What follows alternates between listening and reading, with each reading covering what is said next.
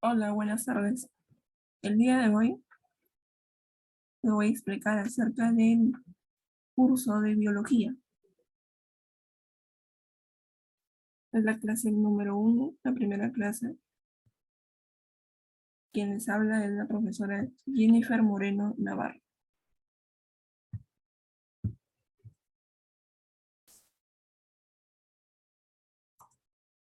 Bien, estamos viendo esta diapositiva donde dice recordemos. Estamos viendo 4 células, donde podemos ver células nerviosas, un protozoo, células eucariotas y procariotas.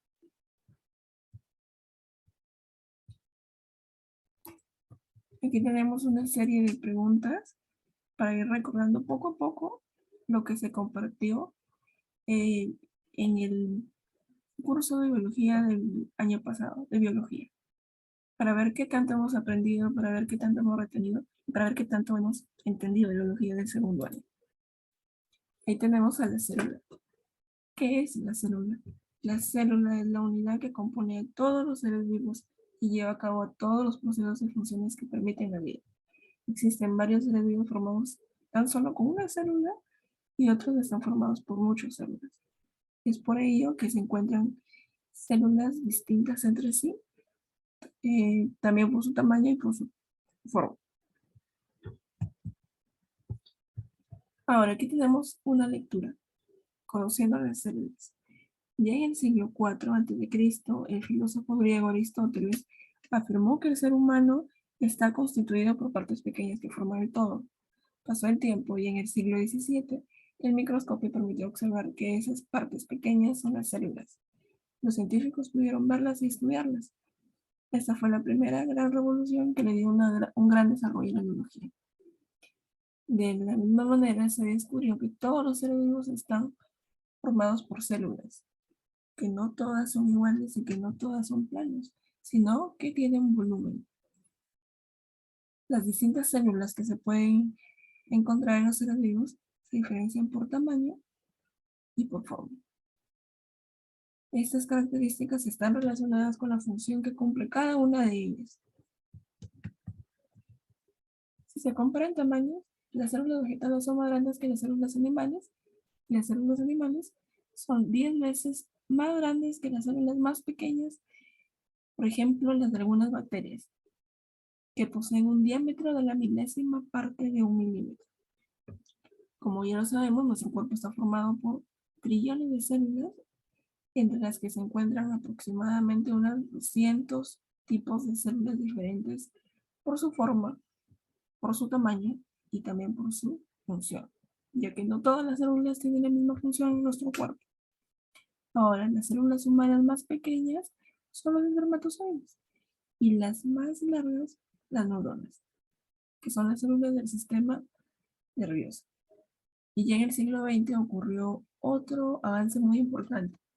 Es en este siglo donde se pudo comenzar a observar las células por dentro, ya que se inventó el microscopio electrónico.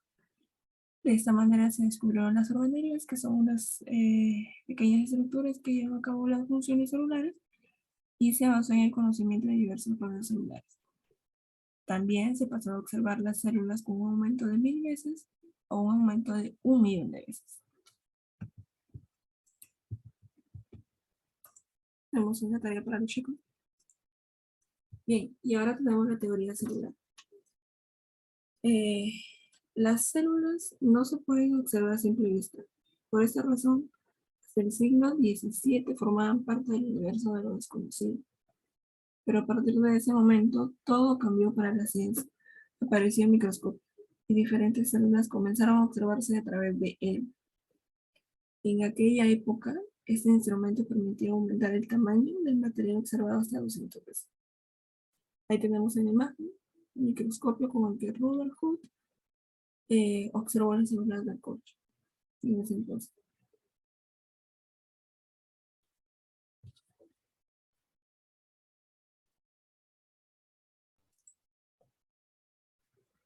Y también tenemos acerca de la teoría celular. Tenemos que la teoría celular Es una de las teorías unificadoras más importantes de la biología. Su establecimiento fue consecuencia del trabajo de muchas investigaciones de muchos autores, científicos, naturalistas, entre otros, iniciadas en el siglo XVII. Con la construcción del microscopio compuesto en el año de 1590 por Hans y Zacharias Hansen. Aquí tenemos una línea de tiempo donde comienza con Robert Hooke, donde describió en ese año, en el año de 1655, sus investigaciones sobre la textura del corcho por medio de los lentes de aumento, afirmando la existencia de unas pequeñas celdillas a las que denominó célula. Ya en 1674, Leeuwenhoek informó sobre su descubrimiento de los protozoos. También observó bacterias. En 1833, Robert Brown publicó sus observaciones microscópicas de las orquídeas y describió claramente el núcleo celular de ellas. Ya en 1838, el botánico Sladen y el zoólogo Swan proponen la teoría celular, donde afirman que la célula nuclear es la unidad estructural y funcional de las partes animales.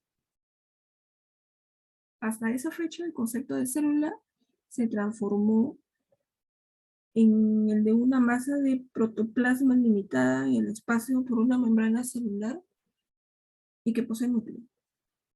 El protoplasma que rodea el núcleo fue denominado citoplasma.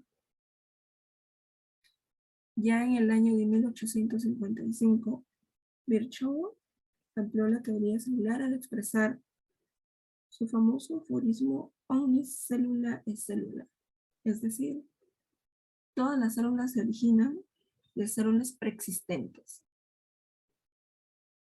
Años después, ya se comenzaron a realizar otros descubrimientos que permitieron llegar a la versión moderna de la teoría celular, que afirma que las células son las unidades morfológicas y fisiológicas de todos los seres vivos, y también que las propiedades de un organismo dependen de las de sus células individuales. De la misma manera que las células se originan únicamente de otras células y su continuidad se mantiene a través de su material genético. Y por último, que la unidad más pequeña de la vida es la célula. Ahí tenemos a Robert Hooke, una parte de su biografía, que nació el 18 de julio de 1635 en Inglaterra. En 1665 publicó su libro llamado Micrografía, en donde encontraban hermosas imágenes de objetos que él había estudiado a través de su microscopio. También fue el primero en publicar la palabra célula, al describir los orificios observados en el corcho con el microscopio. Célula, celdilla.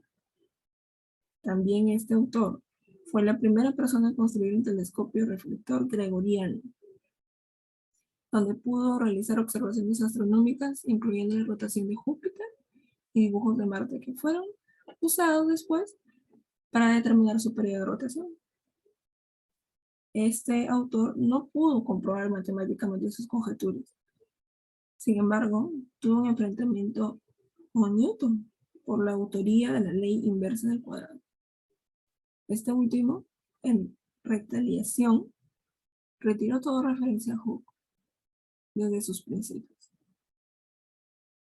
Robert falleció el 3 de marzo de 1703 en Londres.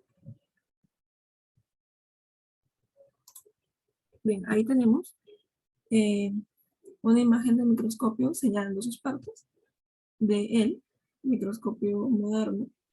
Tenemos sus partes como son el ocular, el tubo del ocular, el brazo que sostiene la platina, al condensador. También tenemos el tornillo macrométrico y micrométrico que sirve para levantar o para bajar la platina. También tenemos el foco Cuando nos emite una luz se puede observar mucho mejor el diafragma y condensador, la platina, los objetivos y el revólver donde se sostienen los objetivos. Vemos los tipos de microscopio. Hoy en día han aparecido muchos más. Aparte del óptico y el electrónico, también tenemos microscopio electrónico de transmisión, microscopio electrónico de barrido y, por último, el microscopio digital, que es una de las últimas apariciones, y eso está centrado en ofrecer un producto fácil de comercializar y apto para todos los públicos.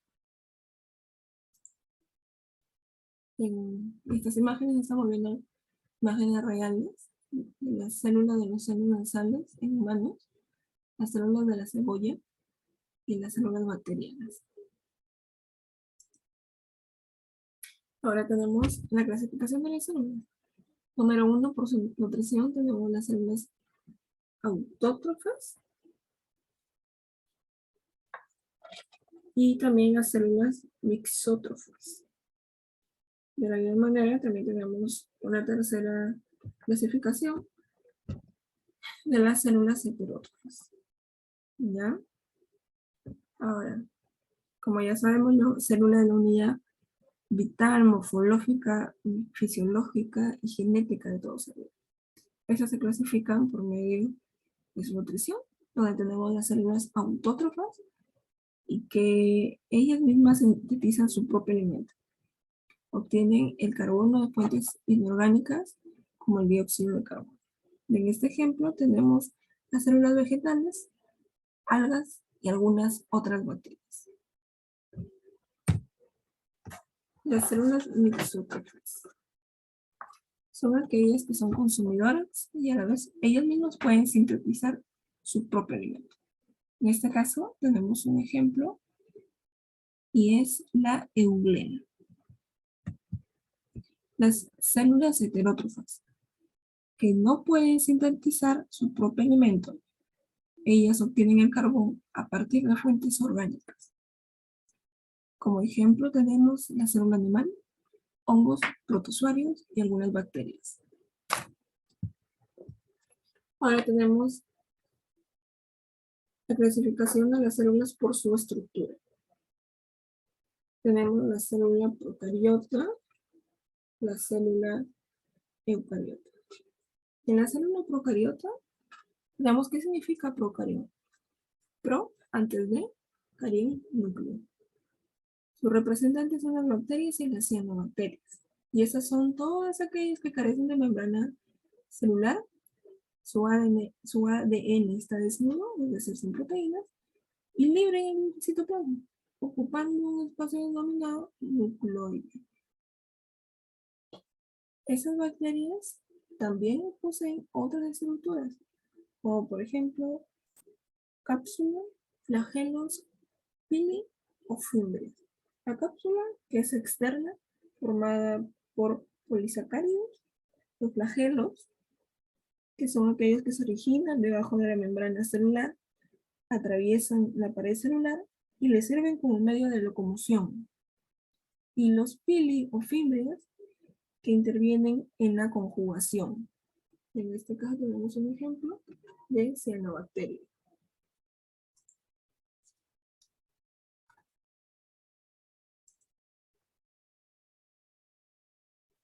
Tenemos a la célula eucariota. Eucarión, eu, que significa verdadero, y carión, núcleo. Estas células son aquellas que representan su ADN asociado a proteínas llamadas histonas, delimitado por la membrana celular. Su citoplasma presenta citoesqueleto y organelas.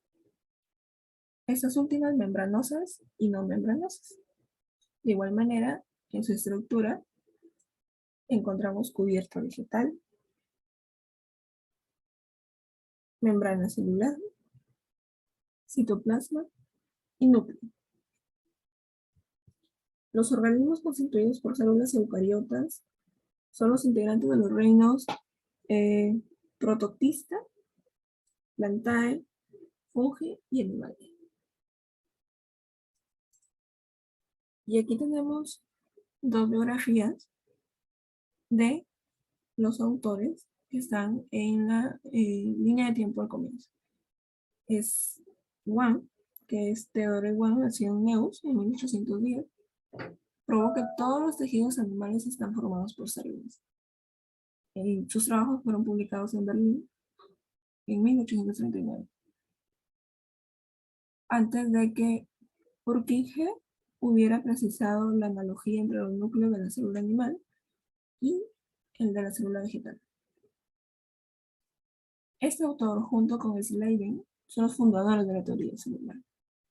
Ahora, Rudolf Virchow, médico y político alemán. En 1843 se licenció en medicina y se incorporó al hospital de la Charité de Berlín. Nombrada en 1849 catedrática de anatomía patológica de la Universidad de Würzburg. 7 años después regresó a Berlín, donde fue diputado progresista en la Cámara prusiana y en el Reichstag, donde su estrado se opuso a la política de Bismarck. Ya en el año de 1869 fundó la Sociedad Berlinesa de Antropología, Etnología y Prehistoria. Él fue precursor de la moderna patología celular, proporcionó los primeros datos sobre la leucemia y contribuyó a aclarar los avances patológicos de la embolia y la trombosis. Gracias por la atención.